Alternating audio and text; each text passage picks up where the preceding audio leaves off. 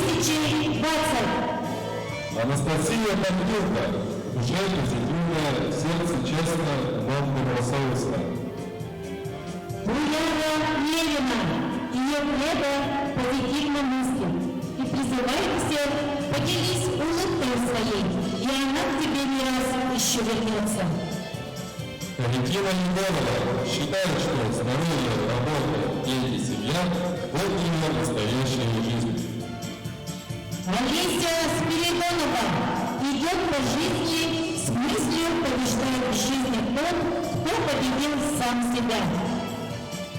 Светлана Миланьева стремится к тому, чтобы жизнь прожить так, чтобы пока не было мучительно больно за бесцельно прожитые годы. Александра Марахаева – это женщина, обычная, земная, судьба ее – бесхитростный цветок. Анна Федорова, ей сквозь целых остальных погон, хранит порядок и закон. Итак, перед вами детская команда разноликой красоты, обаяние, очарование, восхищение, силы и мощи, высокой спортивной и профессиональной подготовки, прибывших из подразделений сил России по республике Саха-Якутия. Для достижения почетного титула «Мисс уголовной исполнительной системы 2020».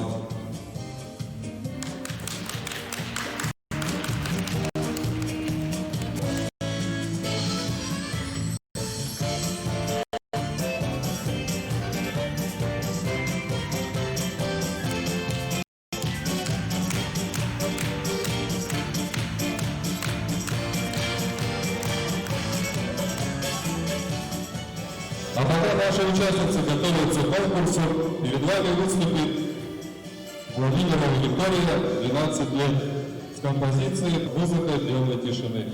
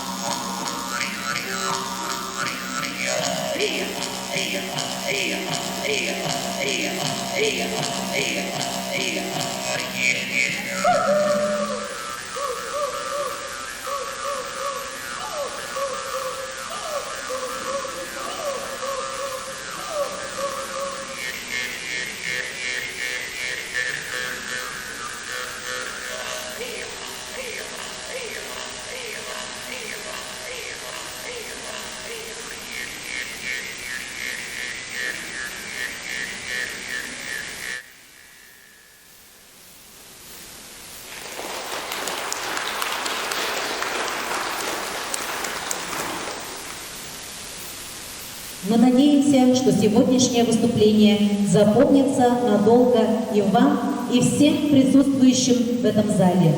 Пожелаем удачи нашим участницам. Мы разные люди, что с нами бывает.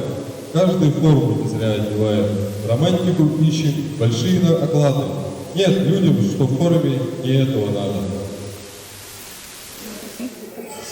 Я Александра Нарахаева, младший инспектор отдела охраны ФКУ ИК-3 УФСИН России по республике Саха-Якутия. Занимаюсь масс-рестлингом, имею спортивный разряд с кандидатом в мастера спорта по республике Саха-Якутия. Масс-рестлинг – это якутский национальный вид спорта. Первоначально это было мастер-дг, но в международном соотношении его переименовали в масс-рестлинг. И сейчас соревнования проводятся на международном уровне. Есть мастера спорта международного класса, мастера спорта России и нашей по республике Саха-Якутия. Ну, мое самое большое достижение в масс-рестлинге – это участие в первом чемпионате мира, который проводился в Кыргызстане в 2015 году. Я заняла 2 место.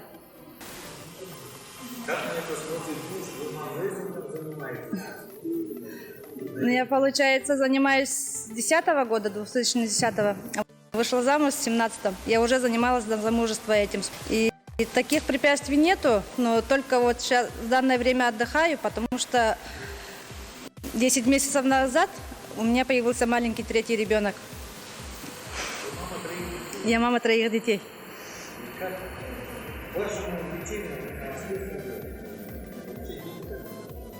Ну, так, если посмотреть, то дочка в меня, она хочет тоже этим заняться, но ей пока 5 лет только, это старшая. И ну, я на тренировках ее вожу с собой, и она не против. Когда вы выступаете даже здесь, в Иркутске, на зональных соревнованиях, ваша семья всегда с вами, как это поддерживает? Ну, моя семья всегда за мной, я это чувствую, я это знаю. Ну, поддерживают как могут. Материально, морально, это все есть. Ну, я хотела пожелать всем здоровья и добра, мира всему миру. И все. Участница под номером 1 Александра Нарахаева. Стихотворение «Профессия моя, ты очень важна».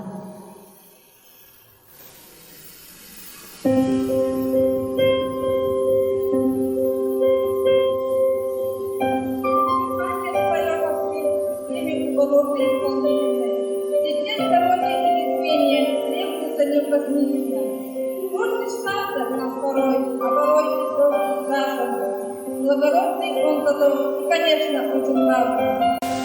Голос мир добра и зла, я секрета вам не открою, то совершает такую деяния страшные порой. Но коль бывает гражданин, по пути преступному, считает он попинал один. Орел славы нашей земли, сын первый после поднял меч. Закон охоту от земли, преступникам карать какой жалеть. Заброшенных стихиям правил, прокурор, было исполнено наказание. Заслуженно наша погода, да, народные вернутся люди. Будет на нас погода влияет, для нашего умения для других. Защита родителей, пусть будет знакомым.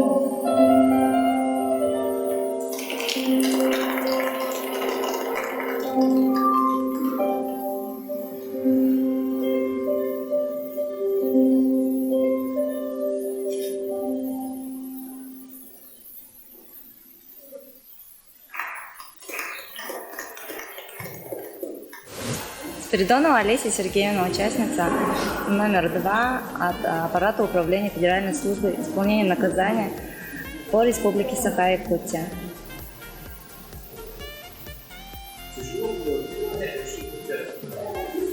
Нет, не было тяжело, так как я неоднократно участвую в спортивных мероприятиях, так что для меня это не первый опыт.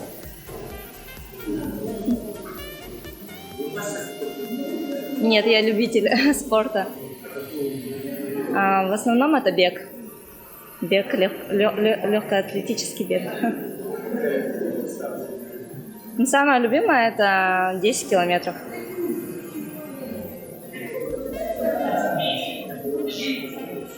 Да, семейное положение замужем. У меня есть любящий муж и малыш Роман. Ему 4 года.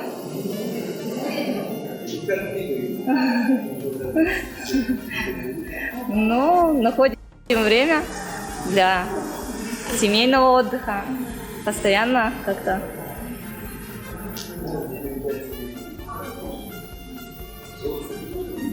Ну, самое главное – это крепкого здоровья, чтобы все были здоровы, семейного благополучия для всех, счастья, любви, ну и всего самого наилучшего. Следующая участница под номером 2 Олеся Спиридонова представит стихотворение в собственном сочинении «Мой жизненный путь на служебной дороге».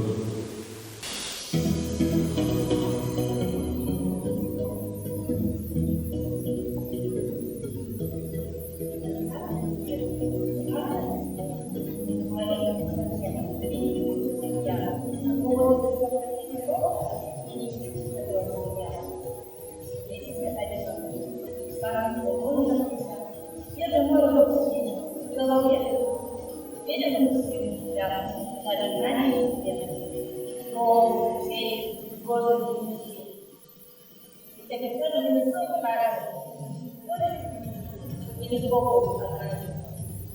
Которое означает важность умения, но знание, умение, больше умения, веры в Бога. Я не верю, работа я верю. Производство сложно знаю, что там, я не буду. Но теперь я тоже бывает. Работа всегда, работа надо говорить, работа мало.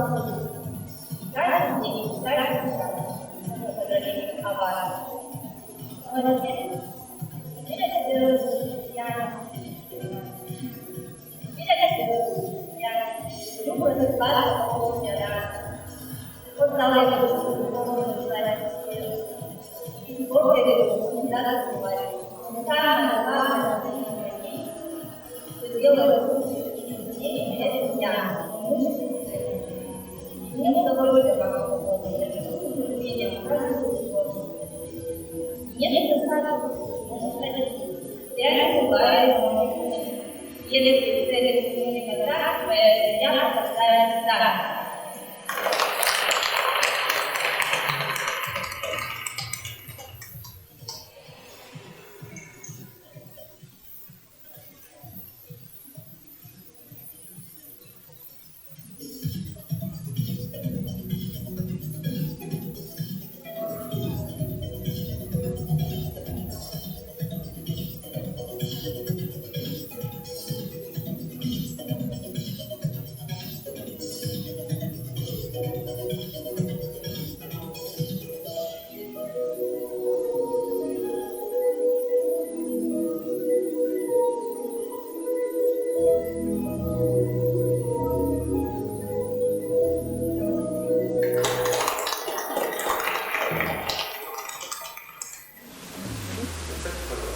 Здравствуйте, меня зовут Федорова Анна.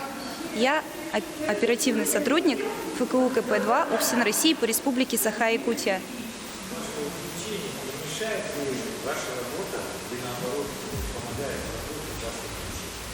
Вы знаете, моя работа, пожалуй, мое увлечение.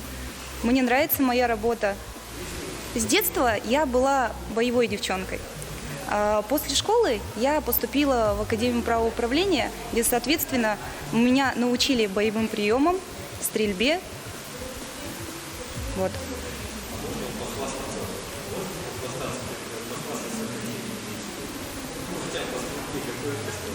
По стрельбе? Ну, в данном конкурсе второе. Да. Но для меня это уже показатель. Да, конечно. С ПМа. Но с автомата тоже могу. Да, я замужем. Детей пока нету, только вышла замуж. А муж у меня тоже сотрудник, работает в спецназе, также стреляет, занимается рукопашным боем, боксом. Поэтому нам интересно вдвоем.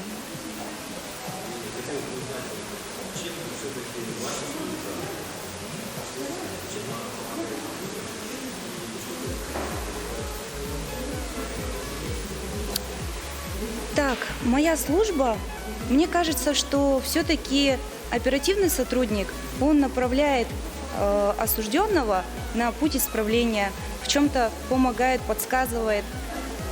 Пожелать родным я бы хотела здоровья, удачи, побольше улыбок и всего самого хорошего. Участница номер 3 Анна Федорова представит авторское стихотворение «Моя профессия».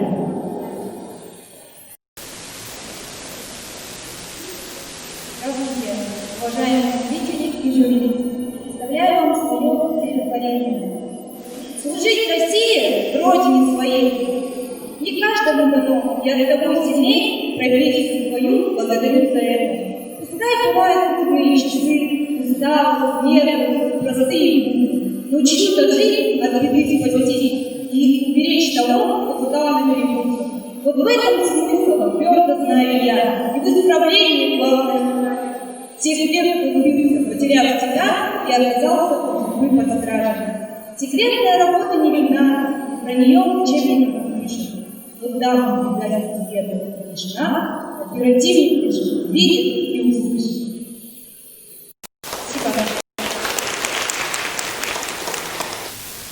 Добрый день, дорогие зрители и уважаемые члены жюри. Меня зовут Федорова Анна. Я уполномоченник оперативного отдела и имею честь представлять группу ПП Всей России по республике Саха-Якутия. Профессия – важный фактор в развитии человека, в разрыве его внутреннего потенциала. И мне посчастливилось с первого раза определиться с этим выбором. Я с детства мечтала быть психологом и работать в главном обществе. Поэтому по окончании школы не задумываясь, поступила на юридический факультет по владению права управления Федеральной службы исполнения наказания России по направлению правосудия, правоохранительной деятельности. Обучение в академии закрепило мое желание служить, и я окончательно убедилась в правильности движения. В 2017 году я по распределению прибыла в свой территориальный орган и начала службу в оперативном подразделении Всей России по республике Саха-Якутия. Участие в конкурсах помогает стать увереннее, расширить кругозор и дарить интересные знакомства. В 2018 году я приняла участие в самоответном конкурсе за звание лучшего оперативного сотрудника и заняла призовое место. В 2019 году участвовала в служебном биатлоне, где заняла второе место, а также было участие в соревнованиях по стрельбе. С 2019 года по настоящий день я служу в ВГУ КП-2 Республики Саха-Якутия. У нас очень сплоченный, дружный коллектив, где каждый старается внести свой вклад, также и в развитие общественной жизни. Спасибо. Добрый день, меня зовут Харитина Егорова, я представляю лечебно-исправительное учреждение номер 5 УФСИН России по Республике Саха-Якутия. Являюсь младшим инспектором отдела охраны, прапорщик внутренней службы. У меня 2 очаровательных детей, 5 и 3 года, маленькие еще.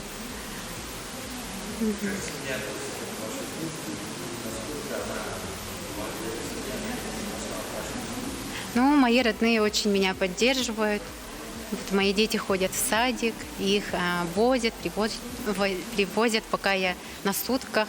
Я сутками работаю. Поэтому дети меня часто по утрам не видят, скучают. Вот, надо работать. Ну, я как девушка из деревни, я по домашнему хозяйству умею все практически. Доить коров, колоть дрова. Я с детства ходила на сенокосы. Ну, я могу петь, да, играя на хомусе. Я умею в шахматы с детства, участвовала в улусных соревнованиях, занимала места. В разных научных конференциях участвовала по химии, по биологии. Еще я умею играть в волейбол, баскетбол. И веду здоровый образ жизни. Для меня это важно. Мое здоровье, здоровье моей семьи. У меня любительское разряд.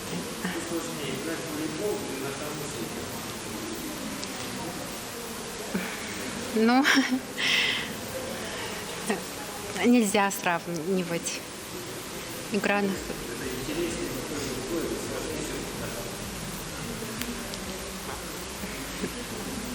Ну, мне как-то несложно.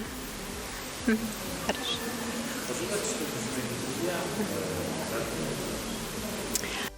Я желаю своим родным, близким, коллегам всего самого прекрасного, что есть на этом белом свете, всего самого светлого, теплого, крепкого здоровья, счастья и благополучия, чтобы у них все было хорошо, все получалось, успехов.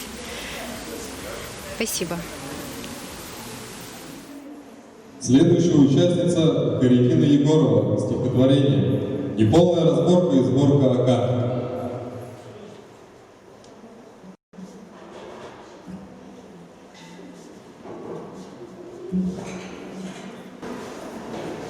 Почему я выбрала службу в уголовной исполнительной системе? Потому что это стабильность и уверенность в завтрашнем дне. Служба в системе способствует моему саморазвитию и обеспечивает достойное будущее. Я давно уже отбросила сомнения, прийти в УИС задумала заранее. Тем, кто служит здесь, почет и уважение. И пускай на службе испытания здесь найдется применение силе, воле и уму. Я давно уже решила, службу гордо пронесу. Да здравствует УИС! Ура, ура, ура! И как сотрудник отдела охраны продемонстрирую вам неполную разборку и сборку автомата Калашникова.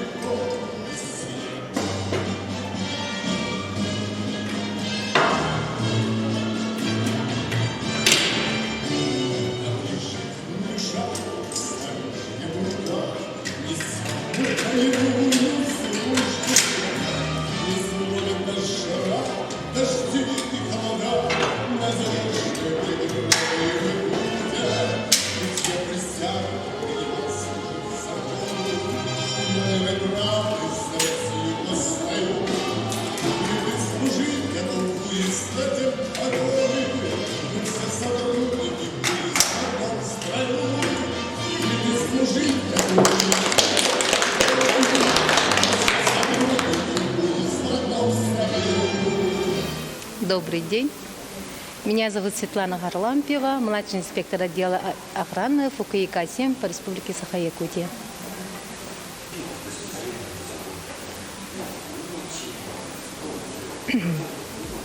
Ну, я с детства увлечаюсь спортом, как бы и культурной жизнью. У меня самое большое достижение, вчера волнуюсь, победитель улусного конкурса руководителей общественных организаций Күбейі Хотун.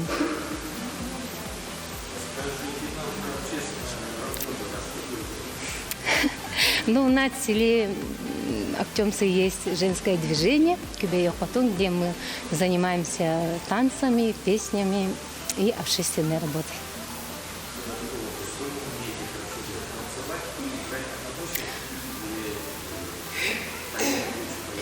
Ну, все чуточку. Да. Да, очень помогает.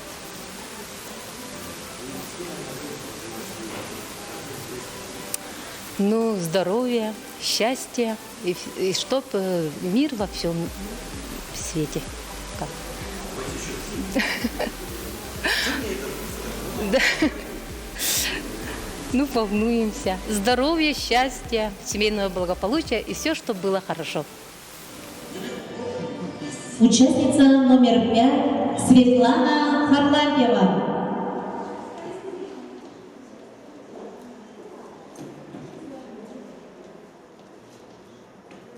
Добрый день, дорогие зрители, уважаемые жюри. Как говорил писатель Иван Бунин, человека делает счастливым три вещи: любовь, возможность путешествовать и интересная работа. Я очень счастлива и горда, что однажды вступила в ряды уголовно-исполнительной системы. Стихи Татьяны Пивоваров «Службы в УИС служить у нас предназначение. Не запятнаем честь своих погон, ведь мы из поколения в поколение службу закона несем. Не просто нам в системе уголовной, но сердцем не черствеем мы своим. Тем, кто в тюрьме, кто осужден условно, поможем мы подняться и смелить. Отрядники, режимники, спецназ, охрана, опера, УИС по праву. Почетна и трудна обязанность у нас, но мы не просим почести и славы. УИС радеет за спокойствие страны. страны. И доверие не обманет. В работе мы ответственны, честны, УИС служить России не устанет.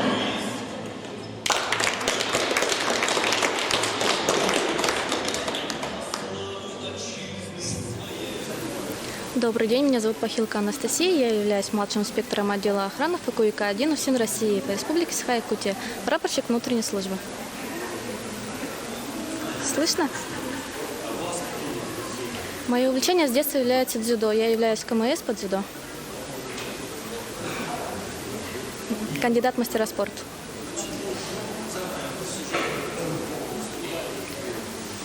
Это было на всероссийском соревновании в городе Анапа, 2013 год. Я там, получается, заняла 3-е место и при этом получила КМС. Есть замужем, 1 ребенок.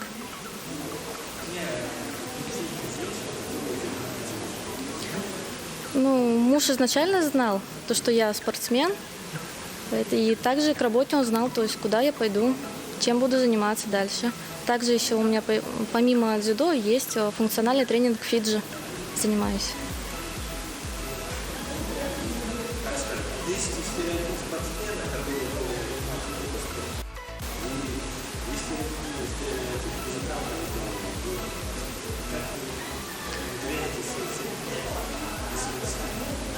Нет, это все совместимое. У каждого человека есть свободное время. Почему после смены пришел, отдохнул, потом пошел заниматься любимым делом. То есть это каждому никому не мешает. Главное не лениться.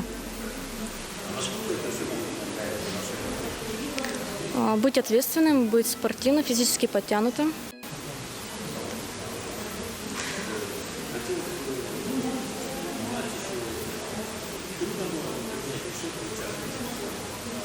Нет, для меня это новый этап жизни, новые эмоции, маленькая ступенька, чтобы преодолеть саму себя.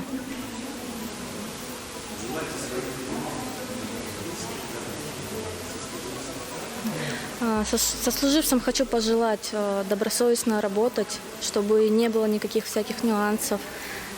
Друзьям, близким не болеть. Счастья, здоровья, семейного благополучия. Будьте счастливы и любимы. Следующая участница Анастасия Пахилка с рекламным видеороликом о профессии.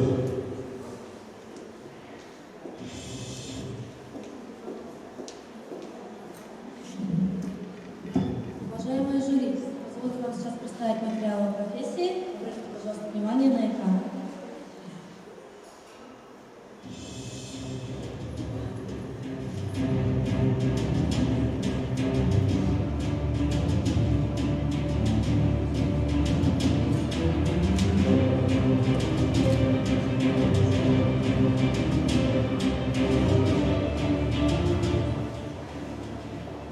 Федеральное казенное учреждение исполнительной колонии номер 1 УФСИН России по Республике Саха-Якутия было создано на основании постановления ЦИК СССР в июле 1934 года приказом управления НКВД по Якутской ССР от 20 октября 1935 года номер 292, где была присвоена нумерация колонии НДК-1.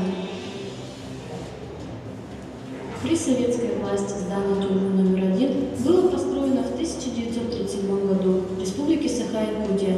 Многие лагерные отделения и колонии ГУЛАГ в период Великой Отечественной войны располагались на базе трестов Джужур золота и Дальстроя, план добычи золота, олова с руды и каменного угля перевыполнялись.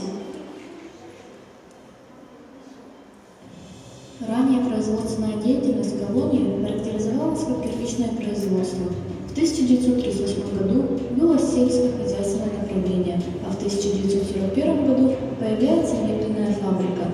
В 1943 году образован участок по заготовке леса. В 1948 году устанавливается усиленный режим. В 70-е годы изменяется режим на общий. В 80-е годы преобразуется в лечебно-трудовой профилакторий по излечению от алкоголизма. В конце 80-х снова колония усиленного режима. В настоящее время колония строгого режима. Дислоцируется в черте города Якутска. Общая занимаемая площадь составляет 11 гектар с лимитом наполнения 600 30 человек. Протяженность периметра составляет 1650 метров. Основными задачами учреждения являются обеспечение охраны и изоляции осужденных, постоянный надзор за ними, обеспечение охраны объектов учреждения исполнения уголовного наказания в виде лишения свободы, обеспечение правопорядка и законности.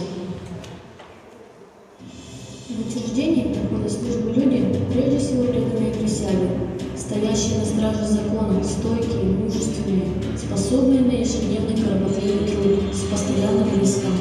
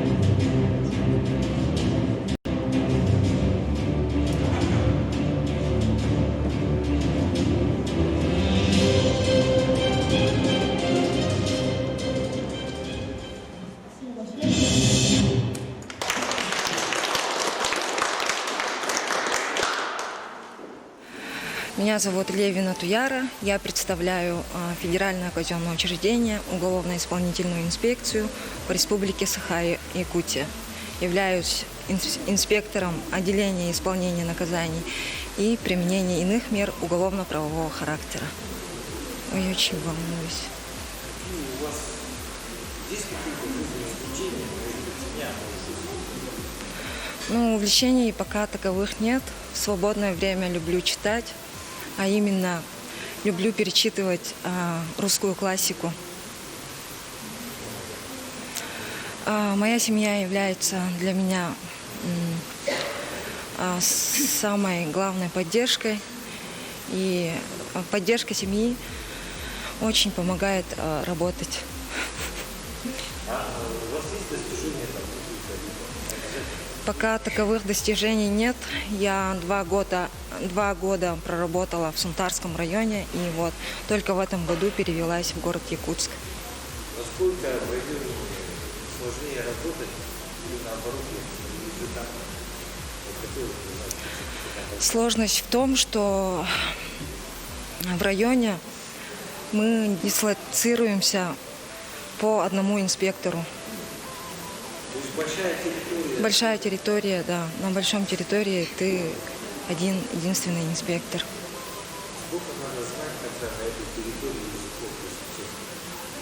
Максимум 2. Якутский, смотря районов. И что в вашей работе помогает? Все-таки это разные люди, честно говоря, они такие же не хорошие. Что помогает в вашей работе?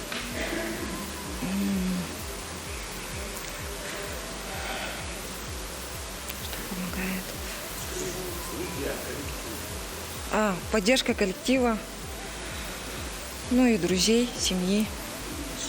Что вы успели пожелать своим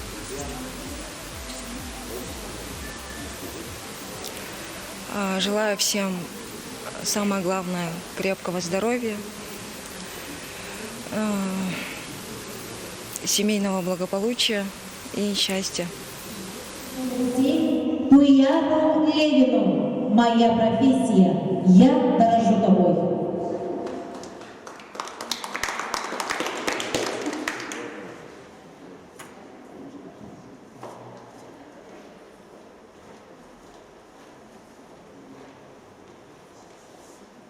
Сказ об инспекторе уголовно-исполнительной инспекции. 3 девицы под окном пряли поздно вечерком. Я была царица. Говорит одна девица. Чтоб на весь крещеный мир приготовила мне пир. Говорит ее сестрица.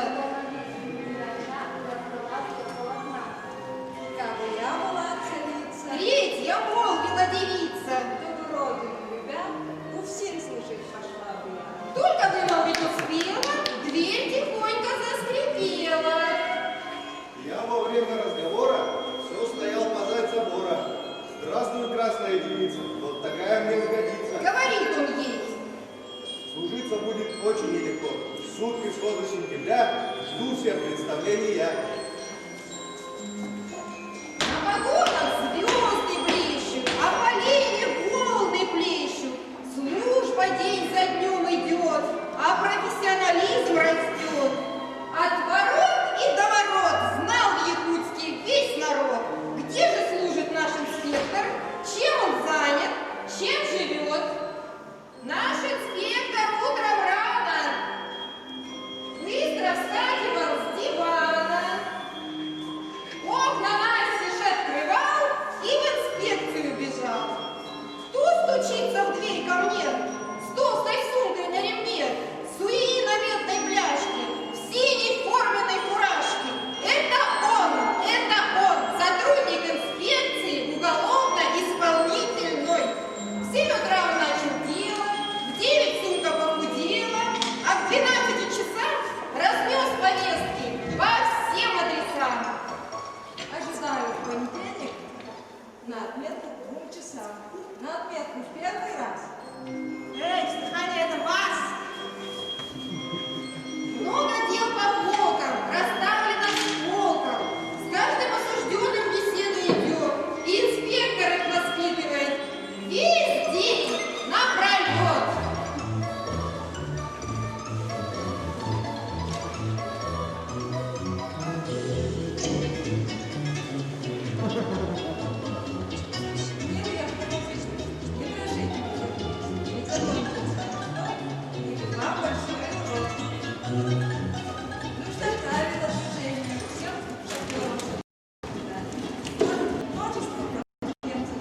Вдруг зазвонил телефон.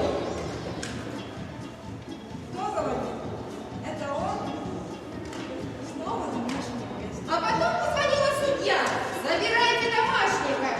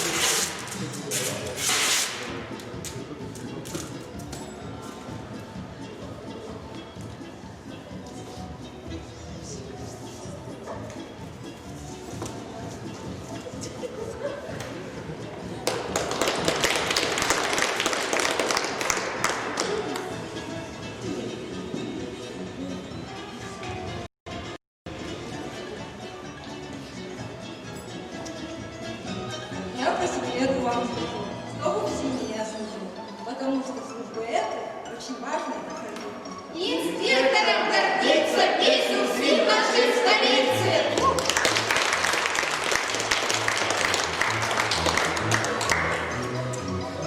Мы благодарим всех участниц за выступление и отправляем готовиться к следующему конкурсу.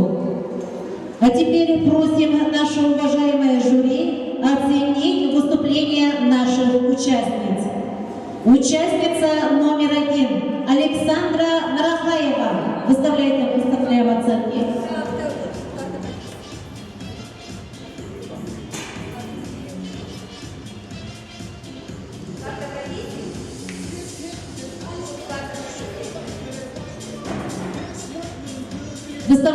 оценки, уважаемый жюри. За какой конкурс? Александра Нарахаева, номер 1 участница.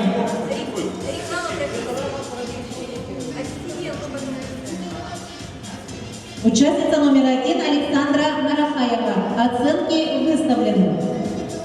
Участница под номером 2 Олеся Спиридонова.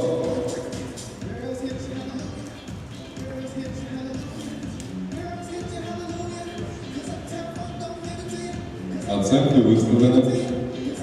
Участница под номером 3 Анна Федорова. Оценки выставлены. Участница под номером 4 Карикина Егорова.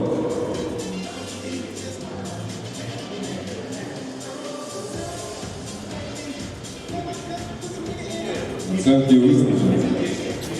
Участница под номером 5 Светлана Харлампьева.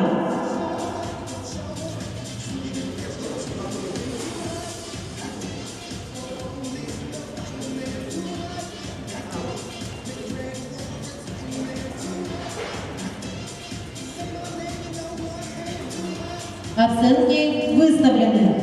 Участница под номером 6 Анастасия Пахилка.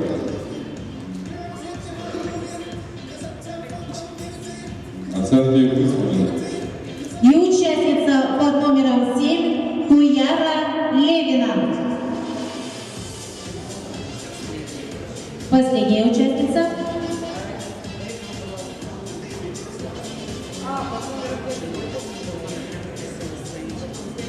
Оценки выставлены.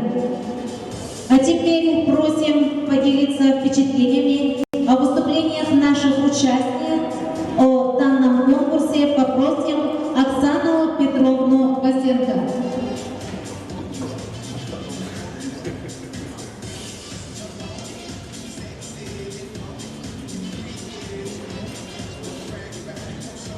Добрый день, уважаемые присутствующие, добрый день, уважаемые участники этого прекрасного конкурса.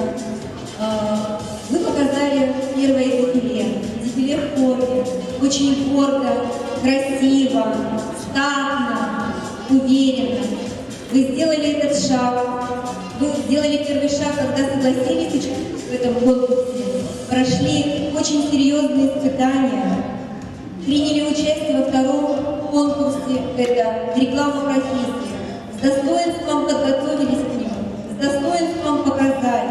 Так вот, я вам желаю за вашу активность, за ваше усердие, за ваши творческие способности, чтобы ваша достойная награда в сегодняшнем конкурсе, она достигла вас. Это действительно прекрасный конкурс, где вы можете найти новых друзей, где вы можете получить новый опыт, где вы можете показать сами себя.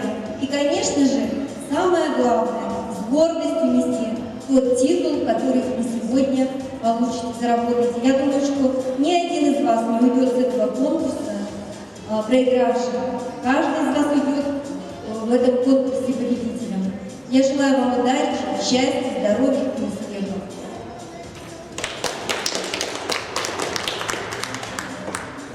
Уверенными шагами мы подошли к следующему конкурсу «Краса России», в котором наши конкурсантки предстанут перед нами в различных образах, представят национальные костюмы.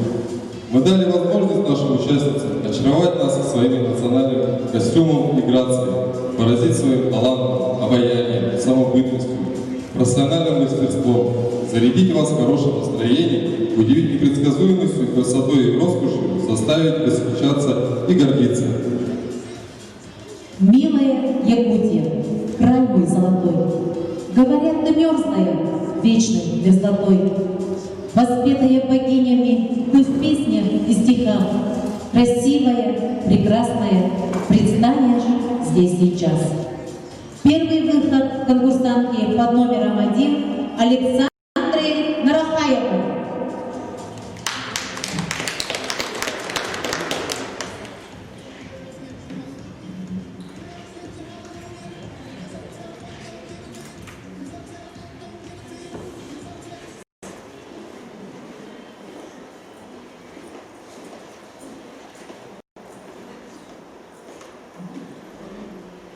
Каждого человека есть самое дорогое и сокровенное – это Родина. Рассказать хочу я про Еланку. Беззаботно в детстве я жила, где предок мой по Поленскому тракту государю кошку возил. Леса, луга, полянки, пейзажи на лицо. Наш путь лежит в Еланку, Ленское сельцо. Там предки старожили, обслуживали тракт и памятно служили в северных краях. Они возили почту в мороз и в летний зной и жили очень просто, общиной трудовой. Под пашню корчевали заросшую ели, и Бога почитали, и духов признавали, платили духом дань. Усердно молотили по осени снопы, работали не как бы, а вставших до зари. Ушел тот быт привычный, как снегом замело, еланцы двуязычные покинули село. В разряд перспективных селения занесли, и вот по этой вот причине и пашни заросли. Но если энтузиасты нашлись, и в селение они вернули вторую жизнь.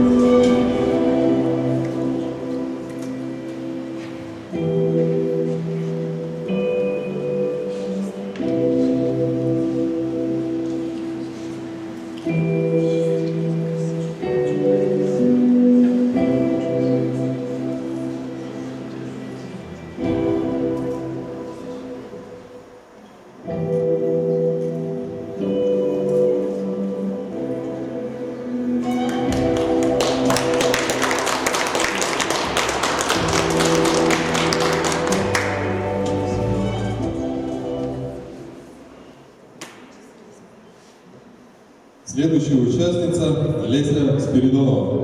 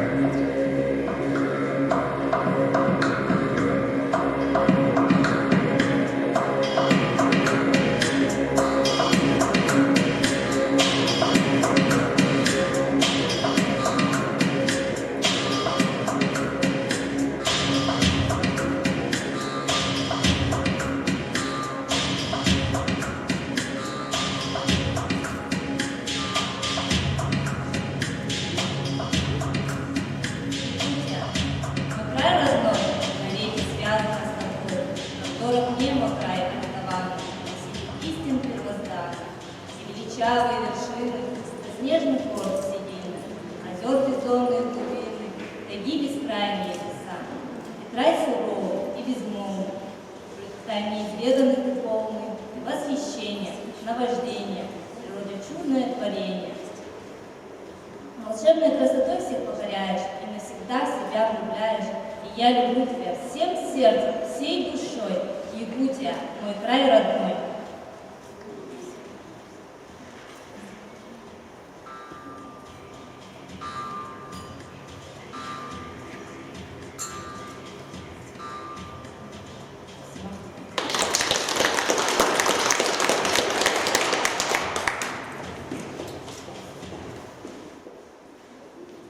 Встречаем конкурсантку под номером 3 Анну Федорову.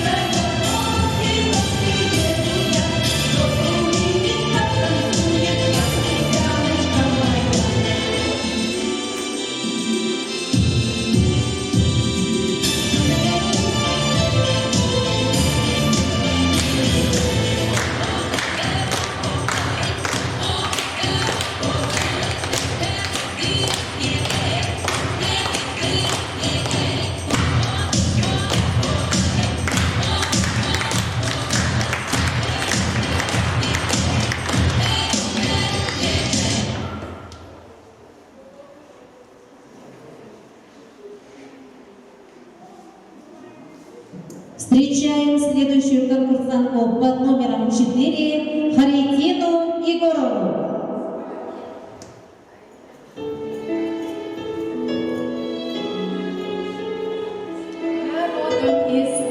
Я родом из самых густонаселенных и быстро развивающихся районов нашей республики, Снегоно-Кангаласского улуса, откуда свое происхождение имеют великие сыны народа Саха, как человек-легенда Василий Манчары, и из народа Саха первый герой Советского Союза во время Великой Отечественной войны Федор Кузьмич Попов. По территории нашей республики проходит железная дорога и две федеральные автодороги Лена и Колыма. Мой вуз известен своими культурными достопримечательностями и природными богатствами. Я родилась в селе Соло, где прошло мое детство и школьная пора. Во время учебы я участвовала во многих соревнованиях по шахмату, по волейболу,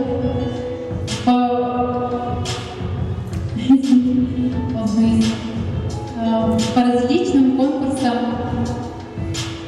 по химии и истории. Я веду активный образ жизни, здоровый образ жизни. С детьми гуляем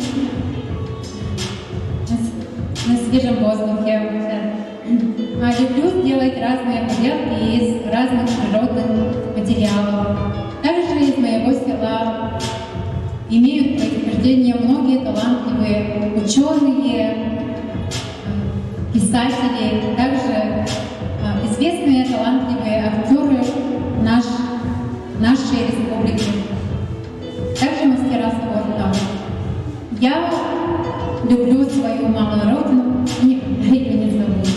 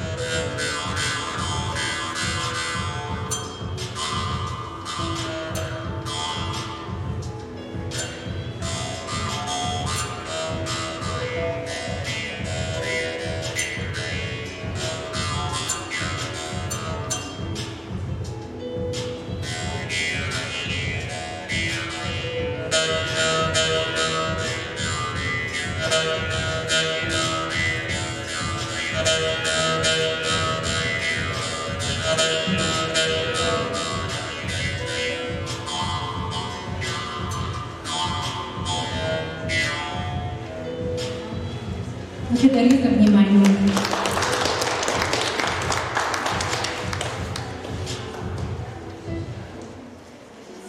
Участница под номером 5 Светлана Харлампиева.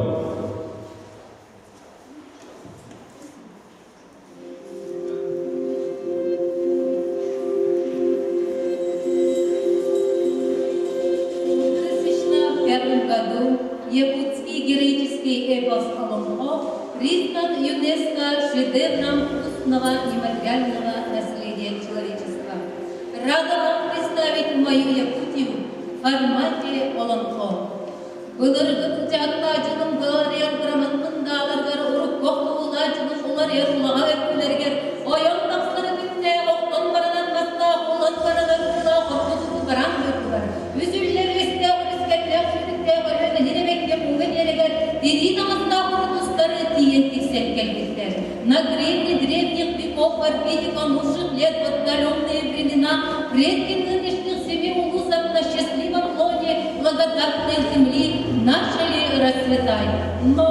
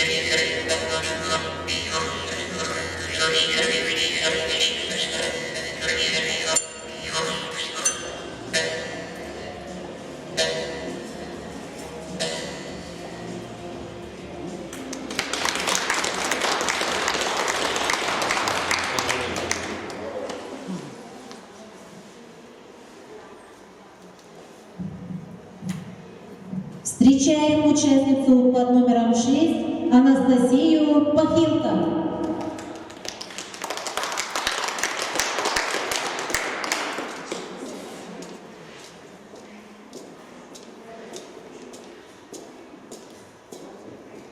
Музыку включите, пожалуйста.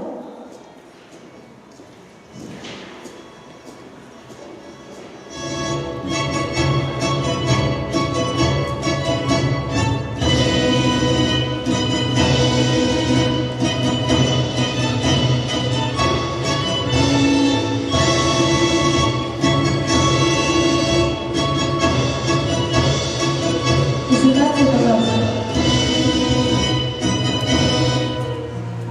Дёкино, моя родина Якутия, самая большая административная территориальная единица на Земле. Здесь проживает множество разных народов России. Именно на территории Якутии находится самая глубокая вечная вода на Земле, которая достигает 1370 метров.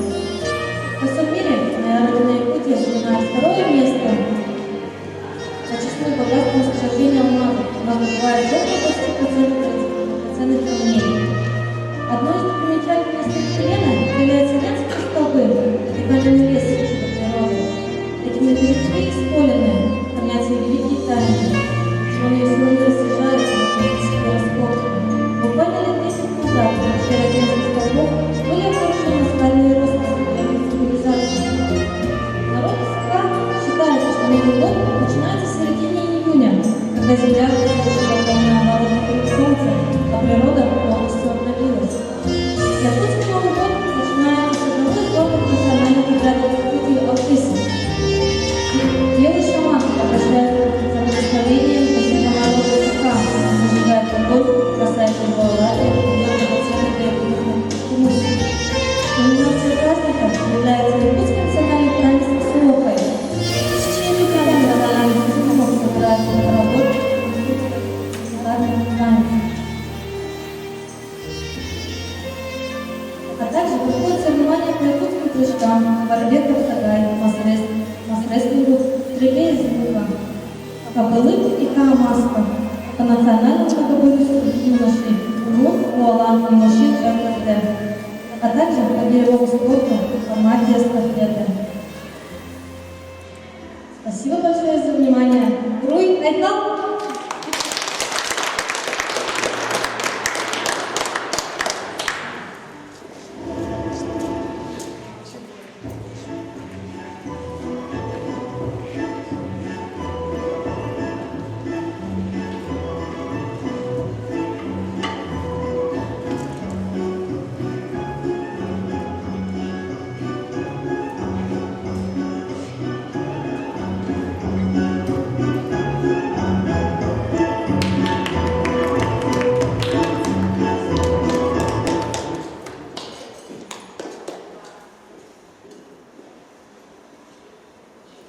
Участница под номером 7 Дуяна Левина.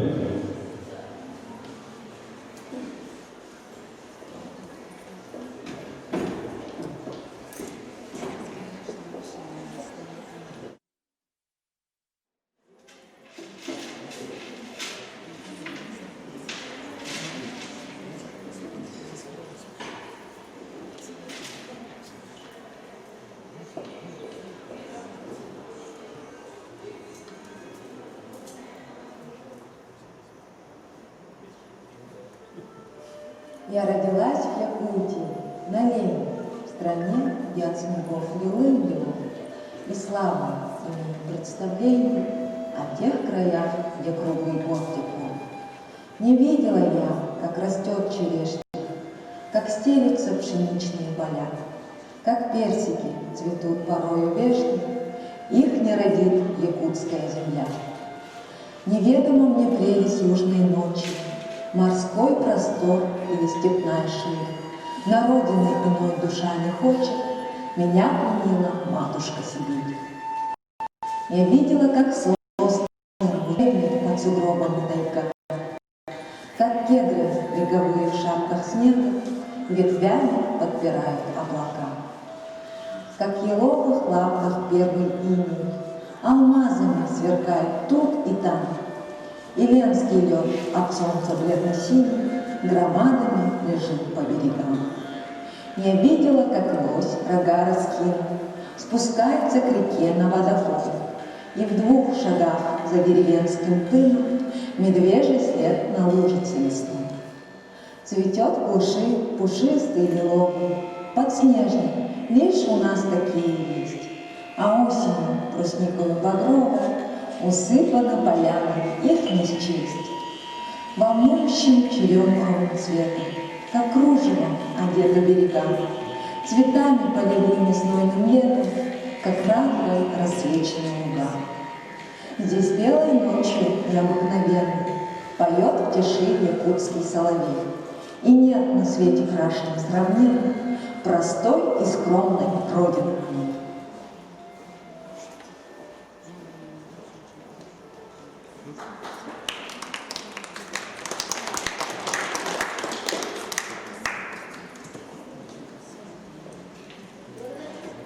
Благодарим всех участниц за прекрасное выступление и просим наше уважаемое жюри оценить выступление наших участниц.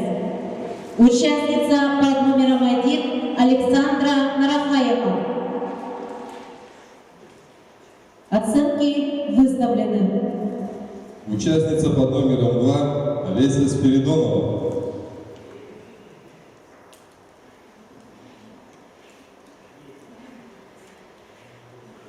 Оценки выставлены. Участница под номером 3 Анна Федорова. Оценки выставлены. Участница под номером 4 Харитина Егорова.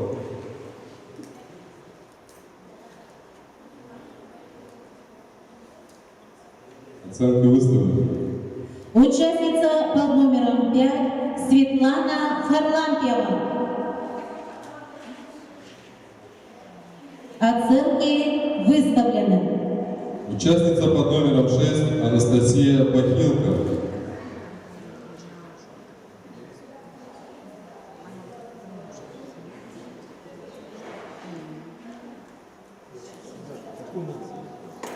Номер какой?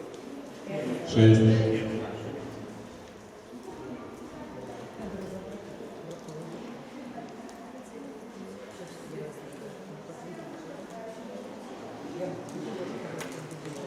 Оценки выставлены. И участница номер 7 Туяра Левина. Оценки выставлены.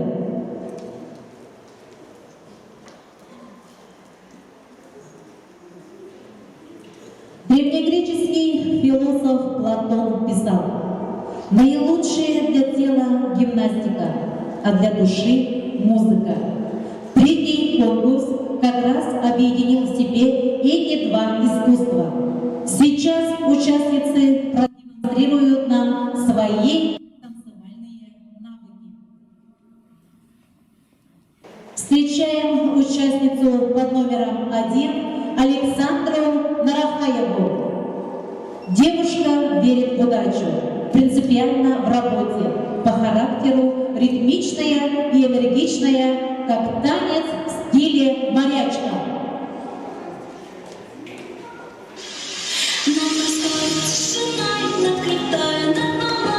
Две вечерние звезды, 2 дороги для судьбы, и одна из них зовет через волны на восход, а другая тянет дом, снова в путь меня зовет. Дома утром мне нельзя сидеть, моя, смотреть на меня, начинает заряд, как только я сон, белый берег сочетет.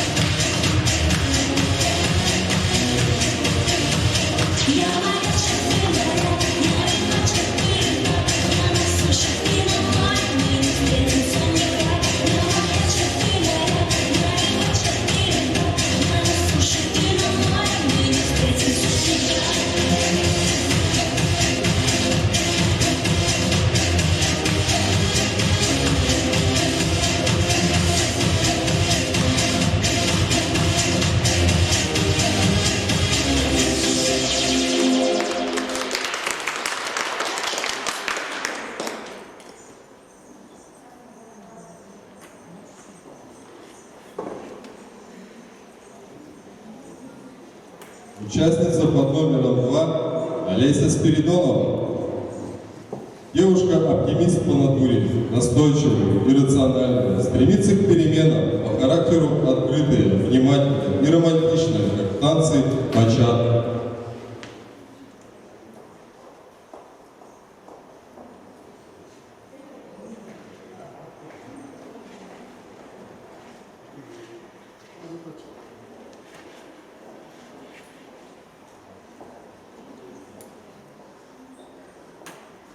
All hands on deck. All in the front, all in the back, just like that, like that. I'ma blow your mind to get out on the floor like that, like that.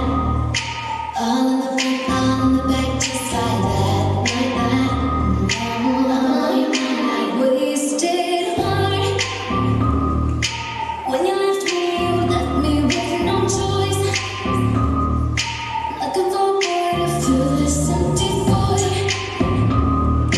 Kiss the old day goodbye, she's getting gone, getting gone. Oh, wasted heart. You took the last bit of love I've ever had. You took a good girl and you told me you're so bad. Kiss the old day goodbye, she's getting gone, getting gone. Oh.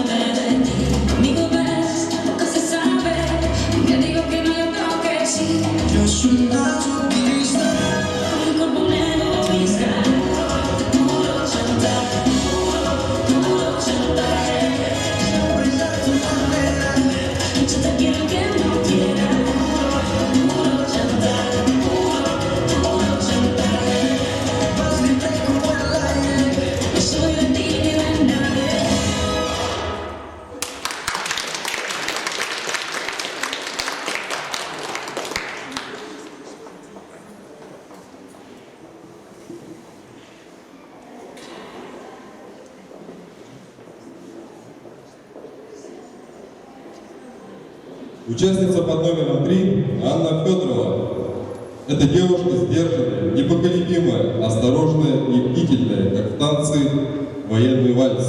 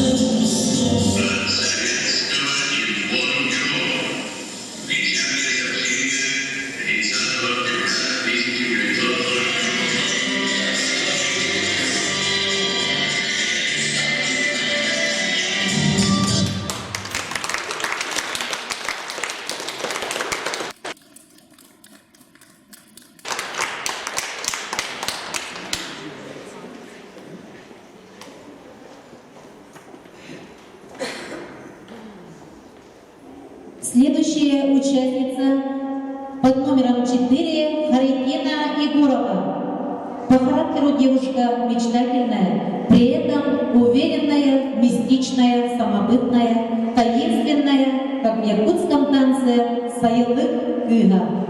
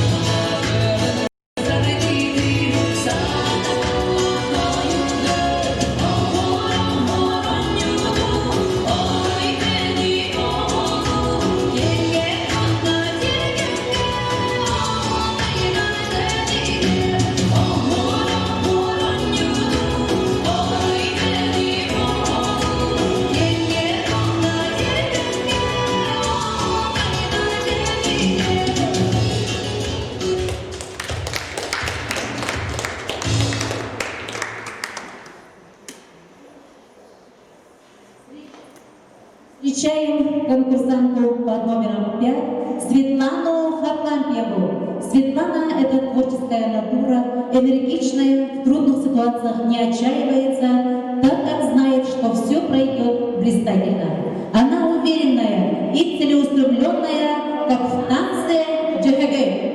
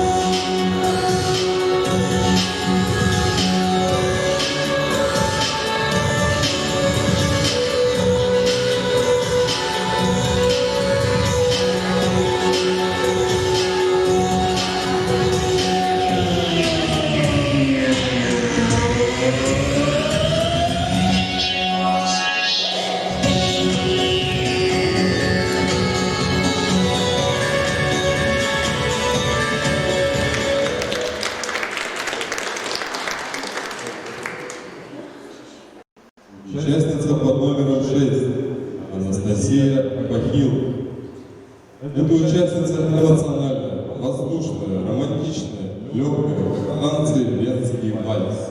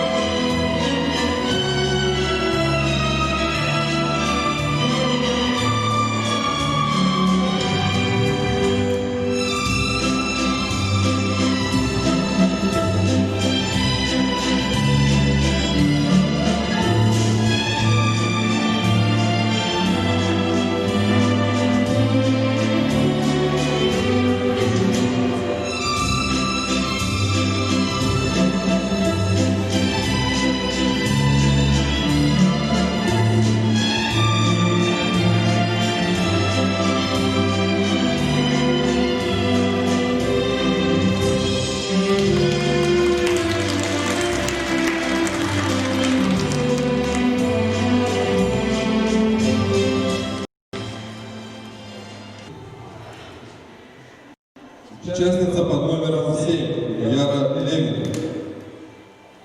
Девушка гордая, оригинальная, стремится к наивысшим достижениям, северным танцам.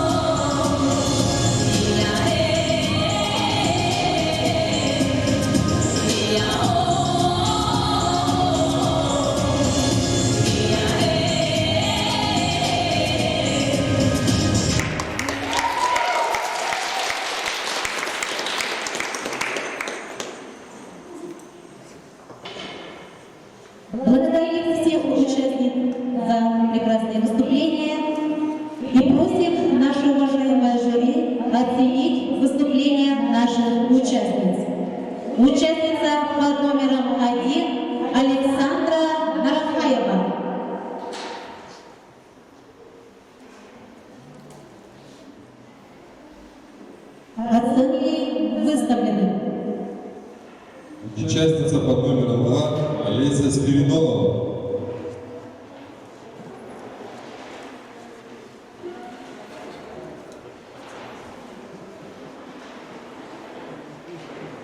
Оценки выставлены. Участница под номером 3 Анна Федорова.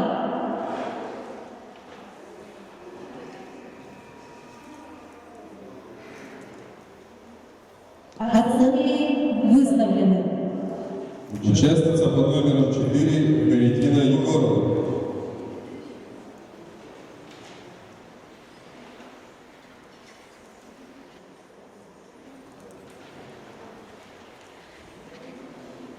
Оценки выставлены. Участница под номером 5 Светлана Харлампьева.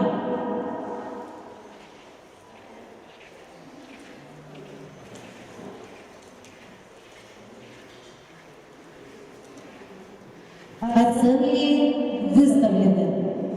Участница под номером 6 Анастасия Пахилка.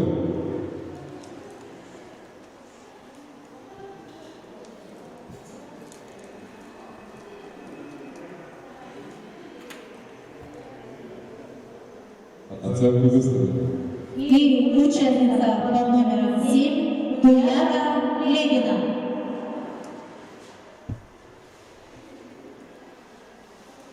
Оценки выставлены. Просим поделиться с впечатлениями о выступлениях наших участниц. Доставляется Елене Леонидовне Протодякиновой. Пожалуйста.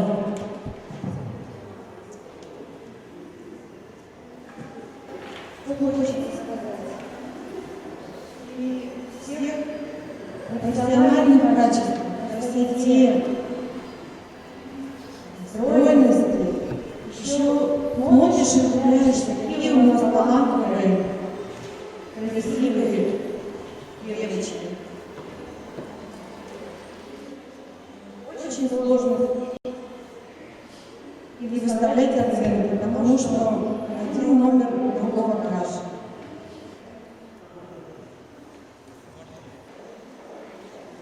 Сотрудники, проходящие службы в уголовно-исполнительной системе, не только добросовестно выполняют возложенные на них обязанности, но и являются разносторонне образованными и талантливыми людьми, которые находят время для занятия творчеством. Объявляется следующий конкурс «Ночь в музее». Участницы конкурса предстанут в образе музейных экспонатов, оживя их на сцене с помощью художественных средств. Заживите вы жизнью новую, вы не можете, чтоб душу светлую. Тьма и подлость в плену держали. Я исполню мечту заветную, чтоб лишь свет да любовь побеждала. Ночь в музее с конкурсанткой под номером 1 Александрой Нарахаевой. Картина Вознецова «Аленушка».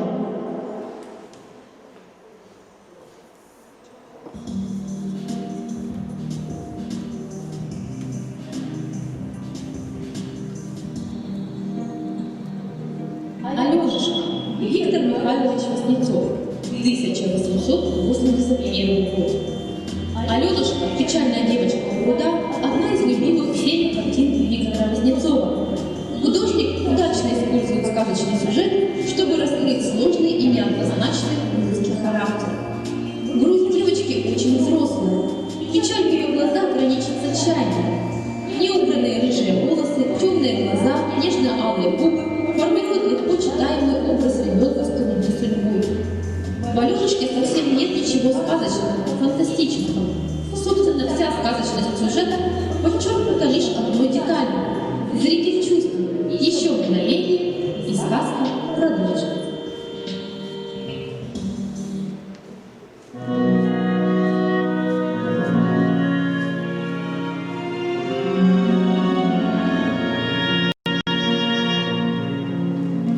Закатилась чаще сон.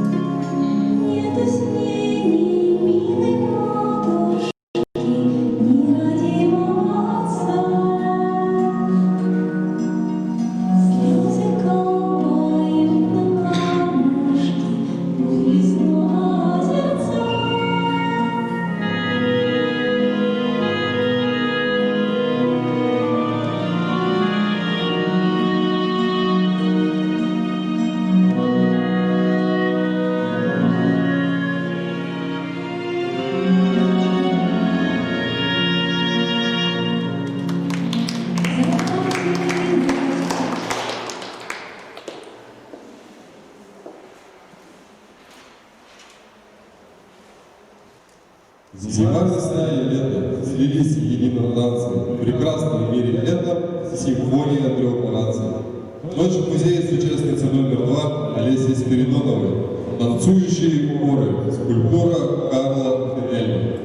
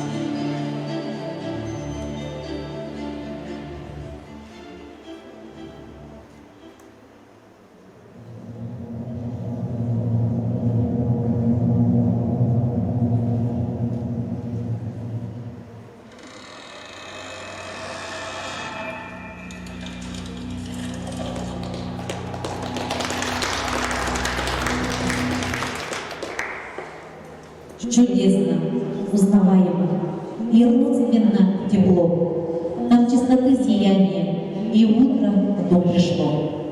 Ночь в музее с конкурсанткой под номером 3 с Анной Федоровой. Картина «Утро» родом из детства, родом из СССР.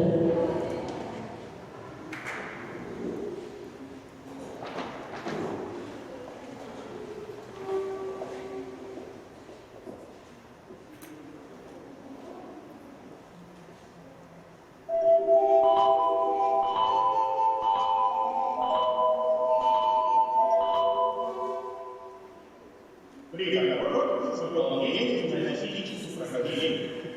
Двигайтесь, голову поверх, плечи на кота, дорогие жречки, раз, два, три. Картина «Утро» написана в 1954 году. Со смерти Сталина прошел год. Постепенно пришел послевоенный голод и страх перед режимом. Люди искренне радовались солнцу. Меня только что приняли в пионеры. Я просто летала. Сама вскакивала по утру с первыми лучами солнца и жмурилась, ощущая, как нагрело весеннее солнце город. И моя мама, Татьяна Японская, поймала это ощущение. Я занималась балетом и гимнастикой. И то, как на картине в сторону отставлена ножка и скинуты руки, это часть хореографии. Эти движения мама и подметила. Я вставала пораньше и позировала. Мама делала наброски. Картина очень натуралистична. На балконе в ящиках цветы, мое серьезное увлечение, я мечтала стать биологом. Школьная форма на столе – отдельная гордость. Кувшин на столе очень редкий, чешский. Его мама привезла из первой командировки за границу. И та полосатая скатерть, что на столе, служила нам долгие годы. Спасибо за внимание. Данная картина называется «Утро». Данная картина пользовалась успехом в советское время. В настоящий момент вы можете увидеть эту картину в Третьяковской галерее. Спасибо за внимание.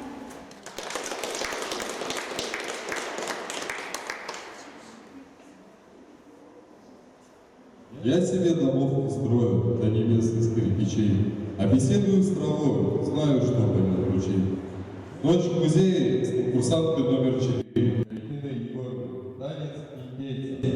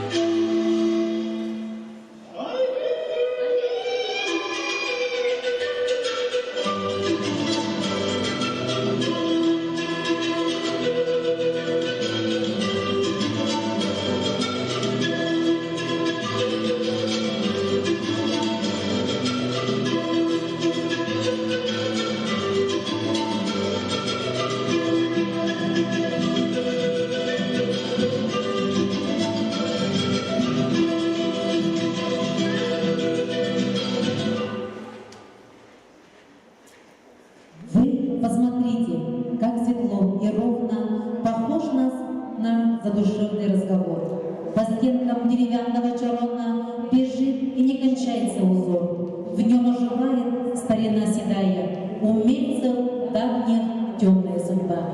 Ночь в музее с участницей под номером 5 Светланой Харламьевой. Олицетворение чарон, волшебный кубок народа Саха.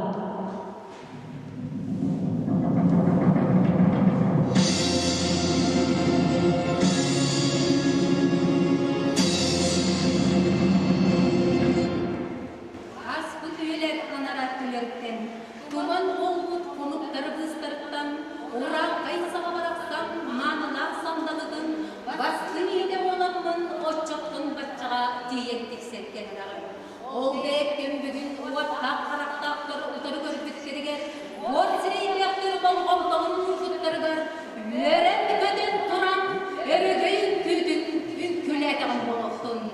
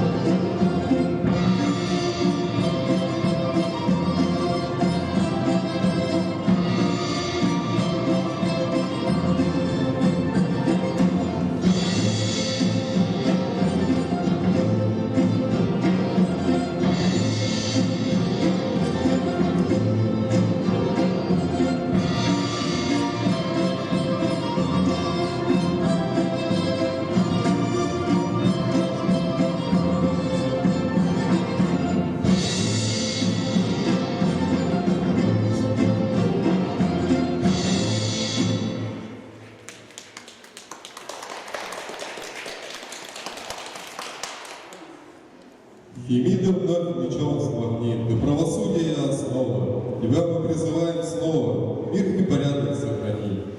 Статуя Фемиды в исполнении конкурсантки под номером 6 Анастасии Пахилко.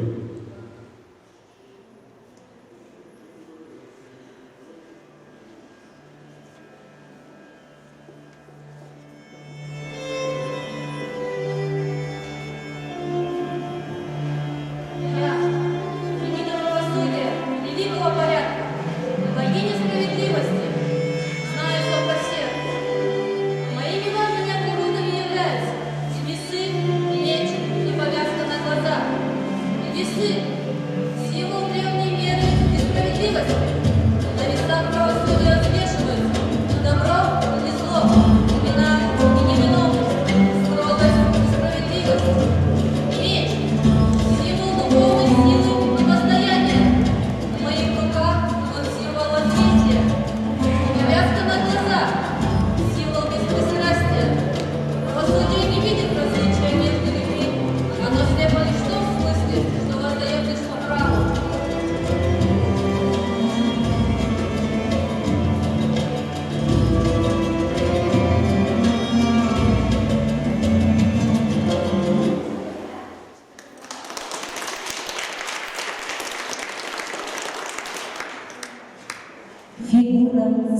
создана из света, сияние жизни и иного бытия.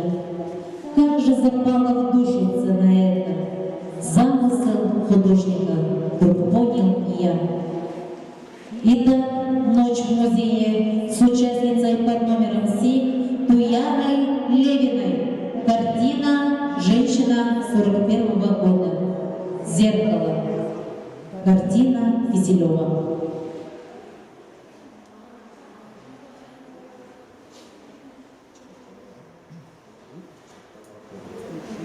Помните, через века, через года, помните о тех, кто уже не придет никогда.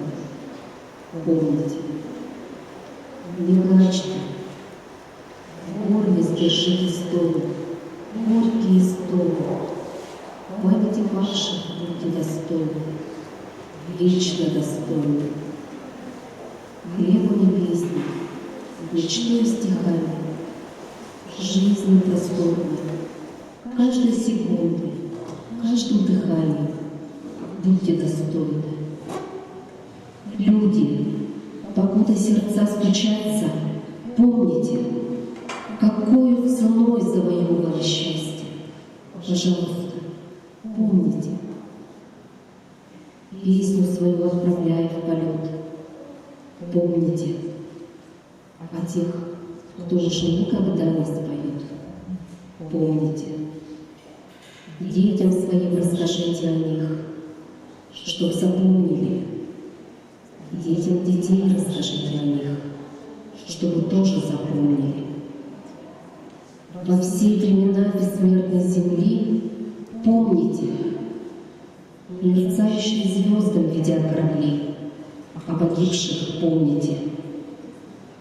Встречайте трепетную весну, люди земли, убейте войну, прокляните войну, люди земли.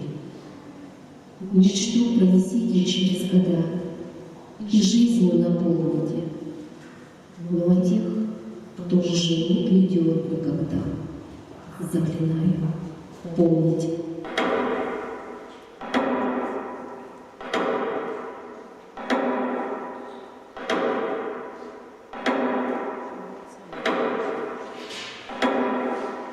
Помните, через века, через года, помните.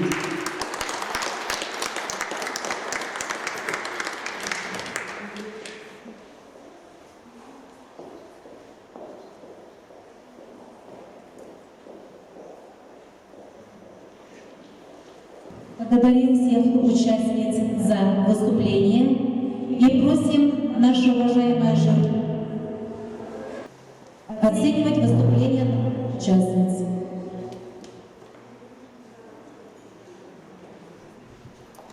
Участница под номером 1 Александра Нарафаева.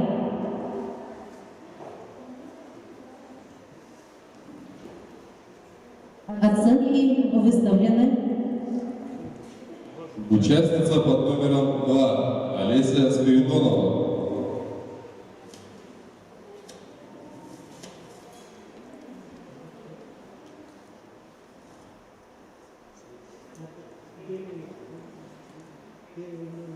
Оценки выставлены. Участница под номером 3 Анна Федорова.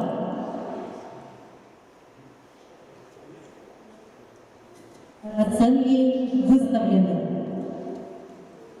Участница под номером 4 Харитина Егорова.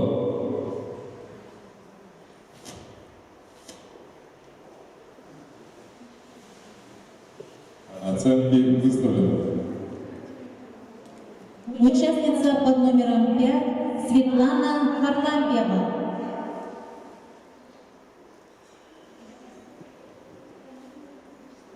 Оценки выставлены. Участница под номером 6 Анастасия Бахилко.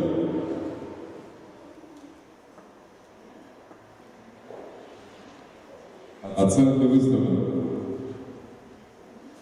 И участница под номером 7 Туяра Левина.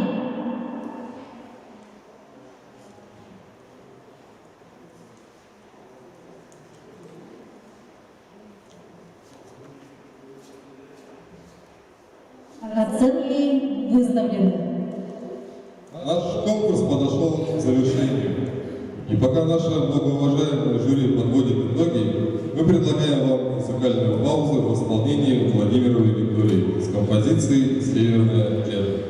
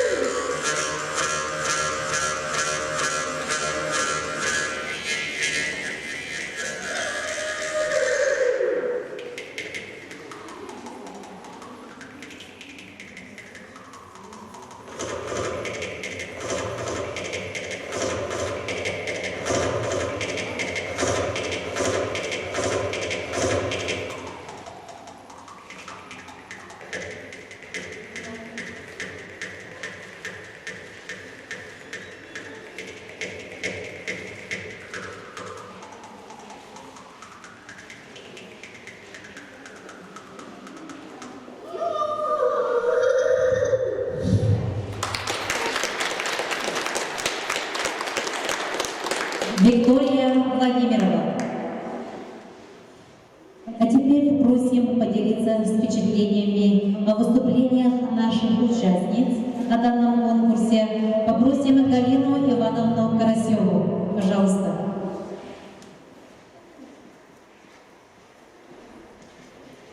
Мне очень приятно говорить сейчас о том, что девушки очаровательные, работая в такой службе, которая, в общем-то, не только мужская, она агрессивно мужская, они сохранили великолепное обаяние, красоту. Но конкурс «Ночь в музее» предполагал волшебство в музее, оживление некой картин. И ясно понятно, что это достаточно сложный конкурс, потому что мы даже в институте, вот мои студенты на втором курсе, они делают этюд по картинам. И это очень сложно. Но тем не менее, я думаю, девушки справились. Особенно мне вот понравилась Федорова, Анна, да, которая нам Советский Союз показала и оживила все. Ну, собственно, и все девушки молодцы. Я хочу сказать, что вот такие конкурсы, они дают возможность раскрыться и увидеть ваших сотрудников с другой совершенно стороны. И это очень здорово. Я приветствую, значит, вот такие неформальные мероприятия, которые, в общем-то, влекут за собой некое эстетическое такое формирование, эстетическую такую нагрузку несут в вашем нелегком труде. Большое вам спасибо, и я поздравляю всех девушек.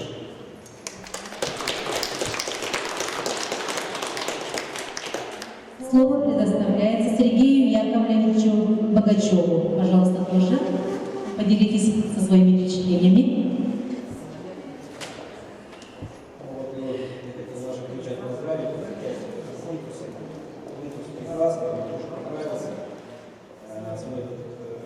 Музее, с Аленушкой попросил,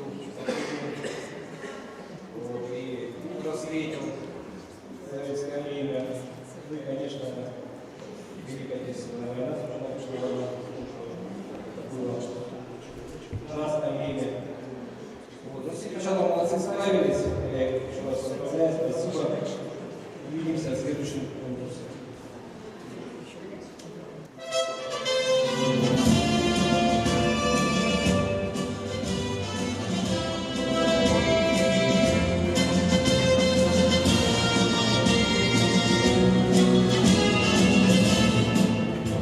На страже закона мы твердо стоим, пусть ветер нам дует в лицо.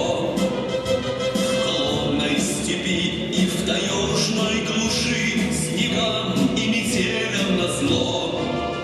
Страною доверено нам охранять народную честь и покой. И что бы ни случилось, мы будем держать все зло за колючей чертой. И ты горди, что не зазря проходит жизнь, почетно Родине служить. Ты этой службой дорожи, друзей держись, и сам на дружбу не скупись. Мы под присягою клялись служить под флагами ввысь. Мы дедовский путь несем сквозь года по славу отчизны своей. И нас не сломали Афган и Чечня, и вышки степных лагерей. И снова колеса по шпалам стучат, Столыпинский мчится вагон. И значит нельзя повернуть нам назад и быть в стороне не резон. И ты горди, что не зазря проходит жизнь, почетно Родине служить. Ты этой службой дорожи, друзей держись, и сам на дружбу не скупись. Мы под присягою клялись служить под флагами ввысь.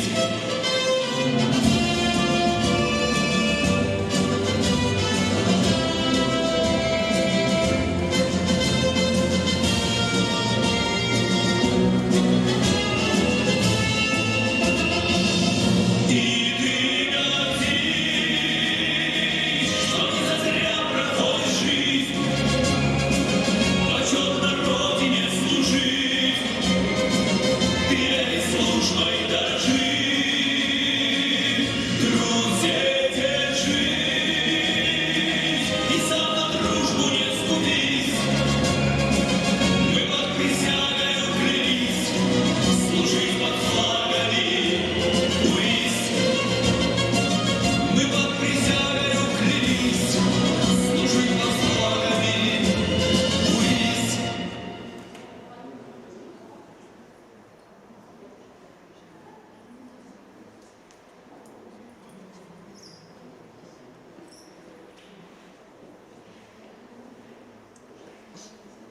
Уважаемое жюри, просим оценить дефиле в форме. Участница под номером 1 Александра Нарахаева.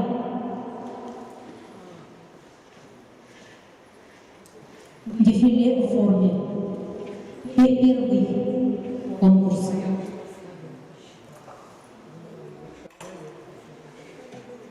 Первая участница Александра Нарахаева. Жюри выставляем оценки. Оценки выставлены. Участница под номером 2 Олеся Спиридонова.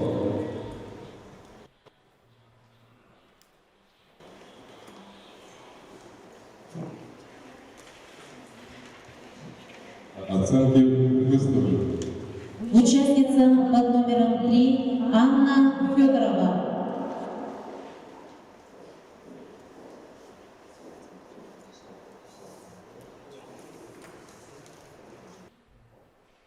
Оценки выставлены.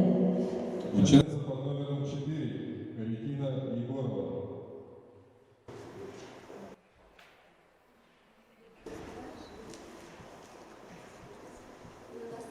Оценки выставлены. Участница под номером 5 Светлана Харлампьева.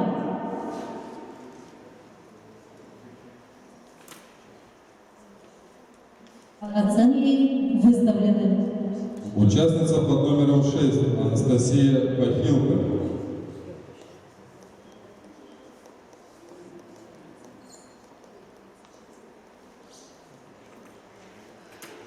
Оценки выставлены.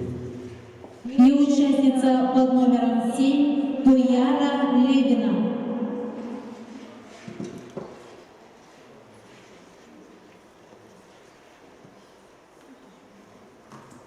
Оценки выставлены. Просим поделиться своими впечатлениями о нашем конкурсе. Слово предоставляется председателю Совета ветеранов УФСИН России по Республике Саха-Якутия Герману Кимовичу Титову. Пожалуйста.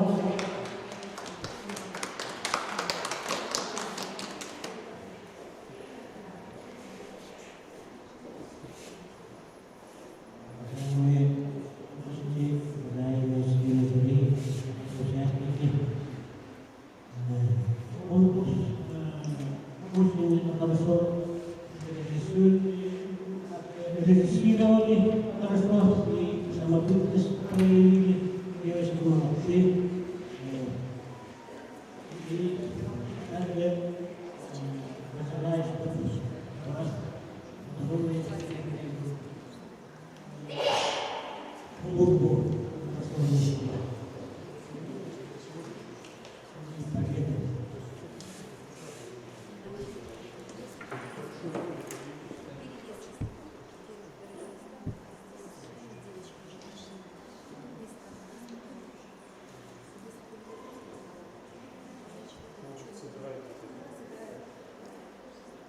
И послушаем впечатления о выступлениях наших участниц у Антона Владимировича Москвитина. Здравствуйте, Россия. В первую очередь хотелось бы поблагодарить участниц, которые показали малую долю креативности в ряде. Понятно было, что мало воли усилий, сил и затрат было достаточно подготовки к проведению данного мероприятия. Чувствовался, что у некоторых участниц более волнения была какая-то. В принципе, все с ней справились хорошо. Поздравляю с участием в данном конкурсе, всех участниц. Желаю успехов в дальнейшем. Все.